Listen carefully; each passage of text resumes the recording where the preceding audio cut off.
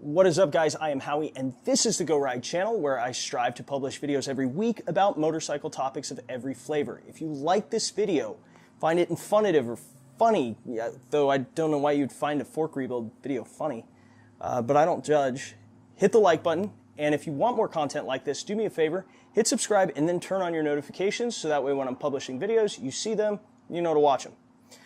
Today's video is going to be a fork rebuild for a 1991 KDX200. So this is going to be the same procedure for like 88 or 89 all the way up through 92.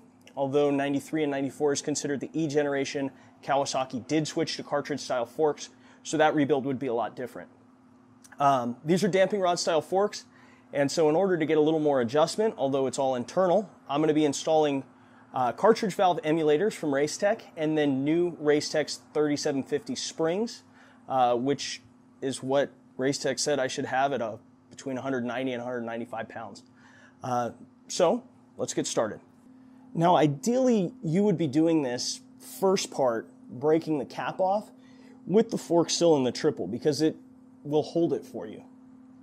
I didn't do that, and because this is the do as I say, not as I do channel, I'm going to have to use a vise, a soft-jawed vise, in order to hold the stanchion to remove the cap.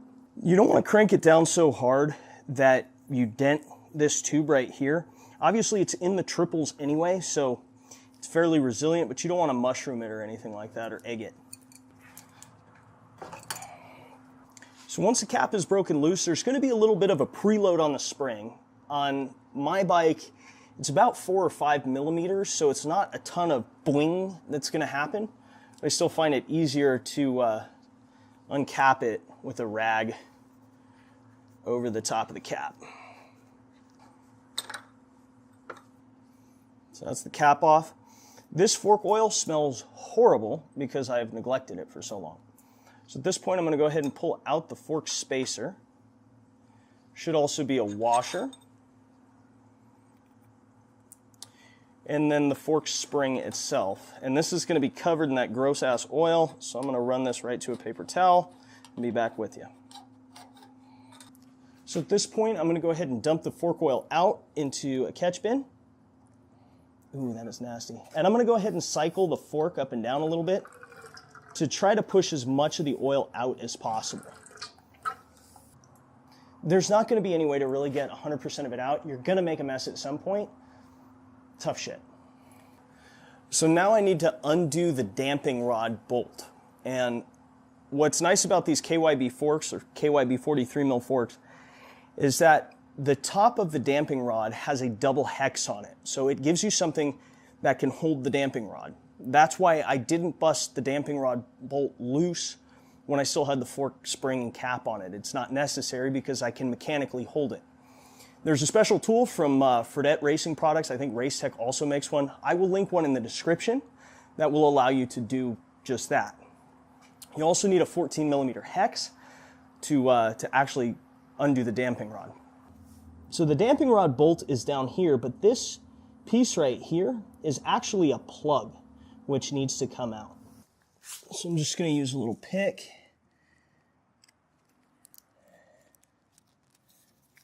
Take that little rubber plug out of there. With the fork compressed, insert the special fork tool down in there. The opposite end is held the 27 millimeter socket. And then using this 14 millimeter hex,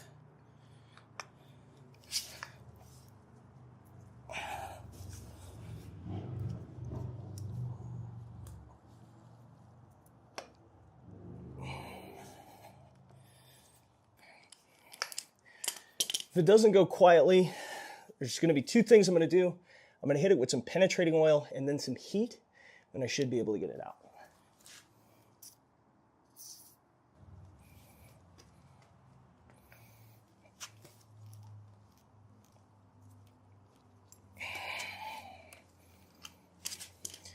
So that was level 1. Level 2 is going to be some heat. So propane torch should be enough just to heat up Whoops.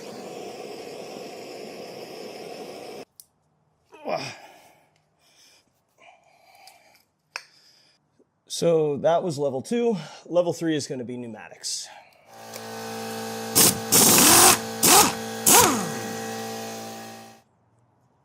So that's the damping rod bolt. Because we're going to be installing the gold valve cartridge emulators, this is actually going to get modified pretty heavily later on. Now that the boot is out of the way, it's going to be time to remove the fork inner and outer oil seals. And in order to do that, I'm going to have to go ahead and remove this retainer clip, which holds them into the lower fork tube.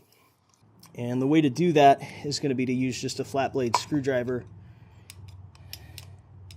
And you want to be really careful when you do this not to nick the stanchion, because if you do that, you're going to cause leaks. That's it right there. Now that I made a huge mess on the garage floor. The next step is going to be to use the stanchion tube, almost like a slide hammer, to go ahead and get the inner and outer dust seals out.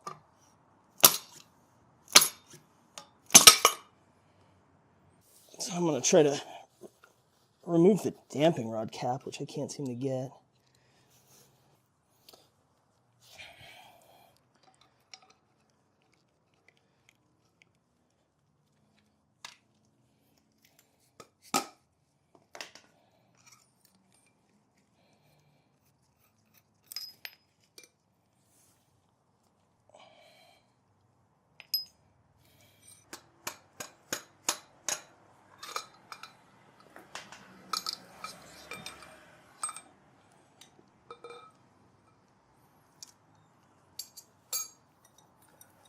So that's the fork broken down.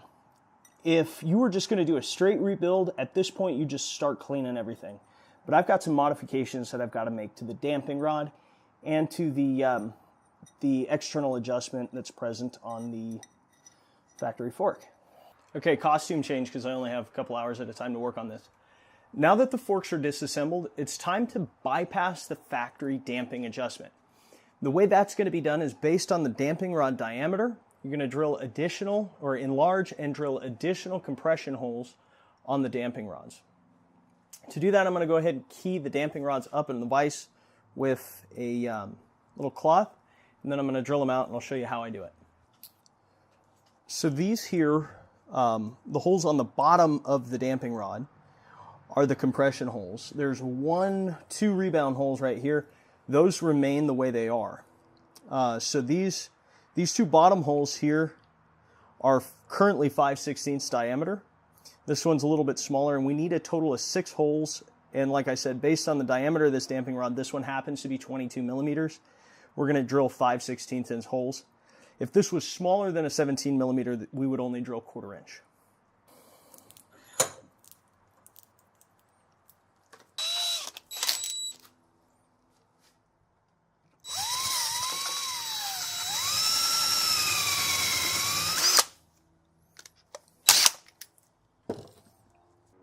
That basically marks the opposite side of the damping rod, so I can drill a hole directly across from it. Now I'm going to go ahead and enlarge this hole.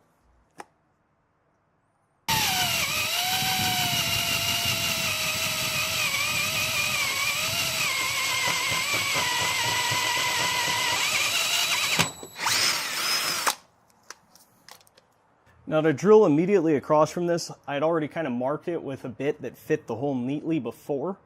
I'm going to start small and step my way up to 5/16. I'm going to use ample amounts of cutting fluid when I do it. In this case, Kimball Midwest Hard Cut, but just any cutting fluid will work.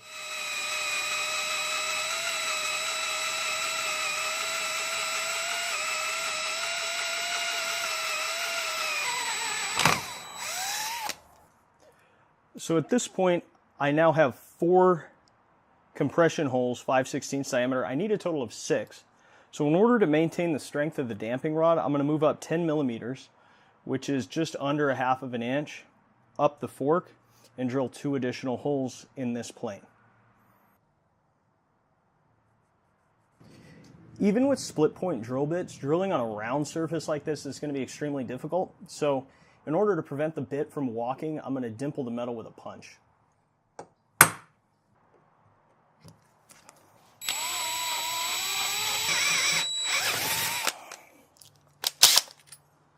Now that all the holes are drilled, I'm going to go ahead and deburr them. I'm using a multi-tool, that's just because that's what I have. But you could use just a regular old deburring tool, like one of the little ones that looks like a pencil with a sickle blade. I just can't get those anywhere around here.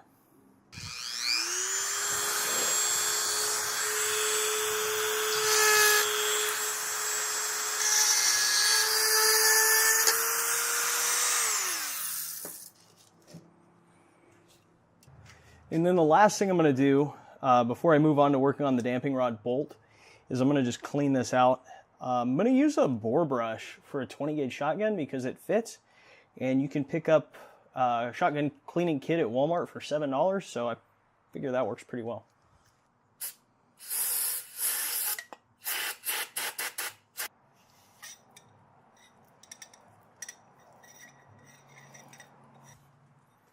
So those are the modifications that are necessary to the damping rod.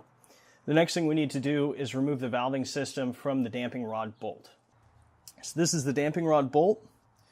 I'm going to just go ahead and unscrew all of this. This is eventually going to click its way out. And then I'm going to drill out that little roll pin right there.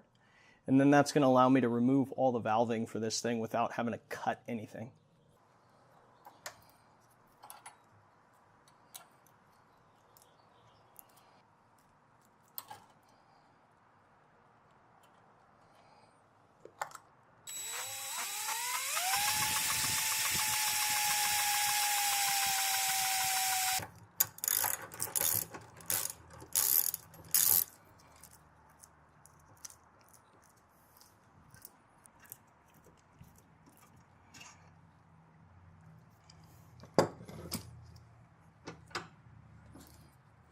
Boom, there we go. So just like with the damping rod, I'm going to clean any metal shavings out of this, and then we're going to be ready to clean everything and start reassembly.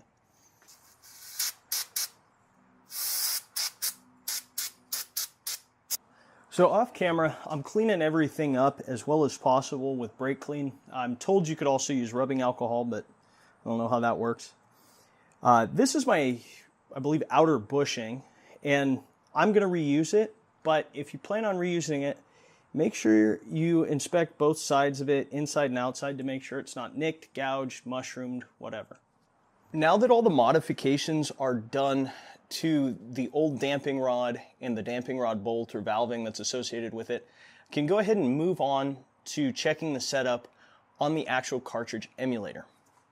So first thing you're going to want to do is verify that the cartridge emulator has the right circlip size. So what's important with this thing is that it has to completely cover the top of the damping rod. So you check the fitment there. It doesn't need to be flush with the edge, it just needs to completely cover that hole, which this one does, so we should be fine there. So no need to put any sizing circlips on. And based on weight, riding style, size of fuel tank, ability, and all that stuff, you can go ahead and put that in. You get one setup with a little code that comes in the package for this thing. You go to Racetech's website, enter it in, and it'll tell you, based on your weight and all that stuff, what spring to put in here, how many bleed holes you need to run, and about how much preload you're going to need on this thing. So for me, what it came back with is 4 bleed holes here, a blue spring there, and 2.75 turns of preload. So I'm going to go ahead and set this thing up. So blue spring, 4 bleed holes. So preload is measured basically from just when this screw starts touching this spring. So I got a little play in it there, little play, no more play. So I'm going to turn this thing 2.75 turns, so that's 1, 2, and 3/4 turns of spring, preload. And then I'm going to go ahead and install the jam nut. So that's set up and ready to go. It's now fork reassembly time because we've modified the damping rod bolt, and set up our cartridge valve emulator. So I'm just going to go through and clean everything again one more time real well, and then I'll go ahead and start putting this back together.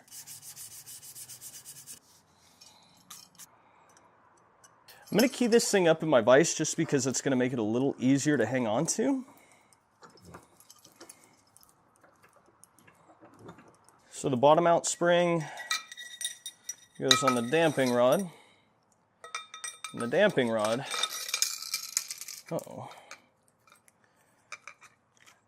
goes back into the fork tube.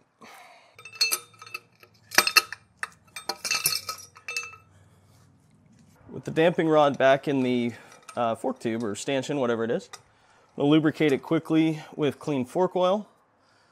Put the damping rod cap, also lubricated, back on the bottom of the damping rod.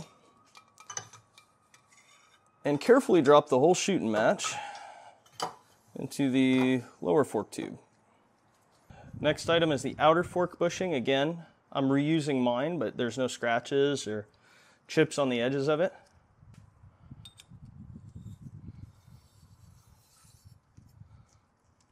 And then on the KDX, there's a little washer that goes on top of that. And then that needs to be pressed. It needs to be pressed down into a little recess in here. You want to do so evenly. And so for that, I just had a little split piece of PVC pipe. So to prevent damage on the fork seal when I go to reinstall it, I'm going to use just the corner of a plastic shopping bag right here and use that to help me slide that fork seal down. I'm going to lube that up inside and outside.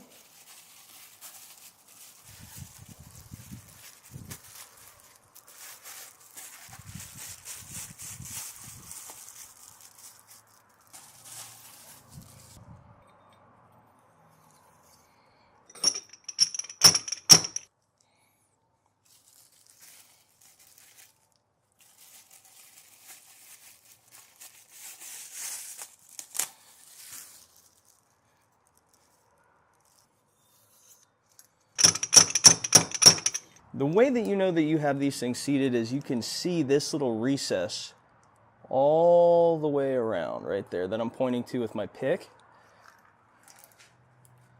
And so once you've got those pounded down, go ahead and put the little retainer clip back on. And that just snaps into place. At this point, I'm going to go ahead and reinstall the damping rod bolt with a new, this one happens to be an M18 copper crush washer. So this is where that Fredette Racing Products fork tool is actually somewhat really important. If I can actually get it in the hole.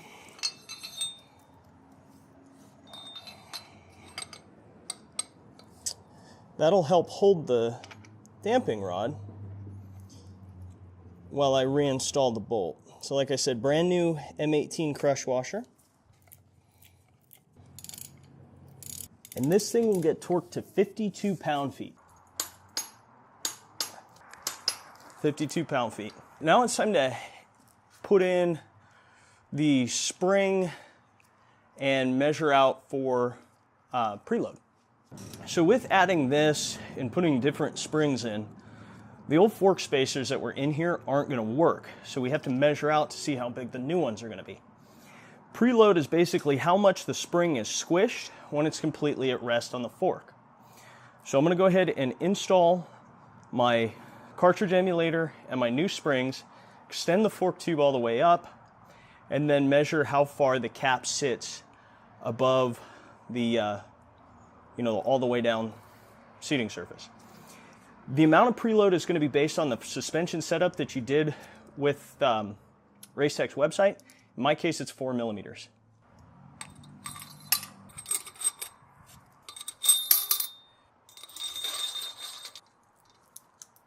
The way that I find that's easiest to measure preload is to go through and hold this all the way up here, put that in there, and then measure the distance. And this is the old spacer. So I'm going to measure the distance between here and the seating surface, which is preload. I'm using a caliper just because that's what I have. So that's right about 17 millimeters. So I need to have 4 millimeters. So that should mean, if I'm doing my math right, that I need to cut 13 millimeters off of that spacer, and that will give me the appropriate length spacer. So my old spacer is 46 mil. I need to take 13 off of it, so I should be at 33 on the new one. So this is a fork spacer material. It's remarkably like PVC pipe, so a hacksaw cuts it just fine. Based on where I'm at right here, this is 4 mil, and not even really starting quite to feel the spring touch, so that should be about right. It seems really low. Hopefully the setup is right. So the next step is going to be to set the fork oil level. So that's done with the fork all the way compressed and the gold valve emulator in. The fork oil level is going to be done according to that setup sheet again. It should take right about 473 mil of fork fluid, which you can, fork oil, which you can set using a mix can, but I prefer to use an oil meter just to make sure. When you do this, you're going to fill it up and you're going to be cycling this up and down. God, this, if you had a dirty mind, this video would be terrible. It's going to be cycling this thing up and down to make sure that we get oil all the way down the bottom of the fork, around the damping rod and everything. So let's get to that. You're going to want to pour this in fairly slowly, because otherwise you're going to make a big ass mess.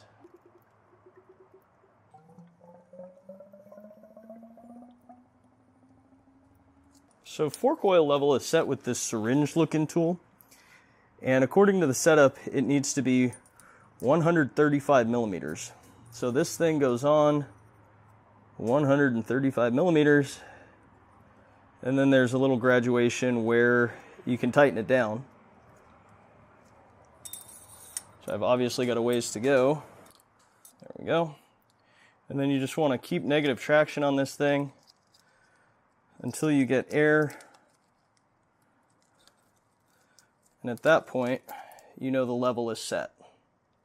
So that's the proper amount of oil.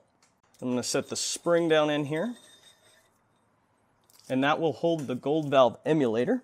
And I really don't know whether those springs should go up here or on the bottom. I don't think it matters. That guy, washer, spacer, washer, and then the cap.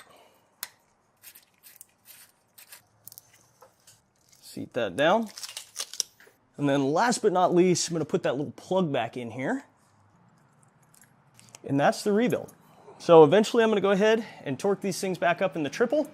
That's going to be on a reassembly episode. In the meantime, you guys get out there, go ride.